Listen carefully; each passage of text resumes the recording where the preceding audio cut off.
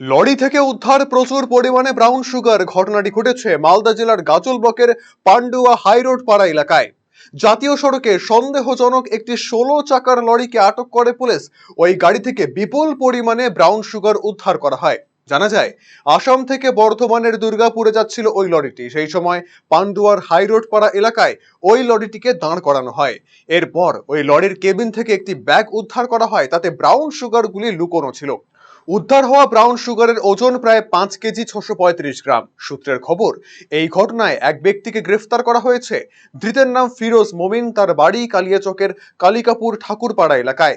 বিপুল পরিমাণ এই মাদকদ্রব্য কোথায় পাচারের পরিকল্পনা ছিল এবং এই কারবারে আরো কারা জড়িত রয়েছে তা খতিয়ে দেখছে পুলিশ।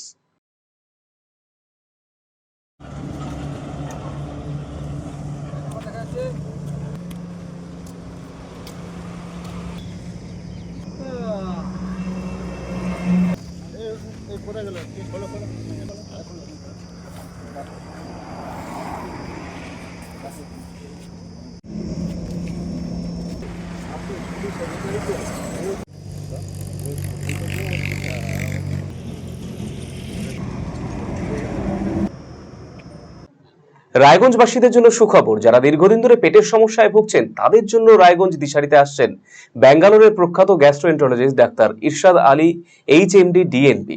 এখন থেকে প্রতি মাসে নির্দিষ্ট দিনে ডাক্তারবাবুকে দেখাতে আজই যোগাযোগ করুন দিশারি হেলথ কেয়ার, উকিলপাড়া, রায়গঞ্জ শাখায়।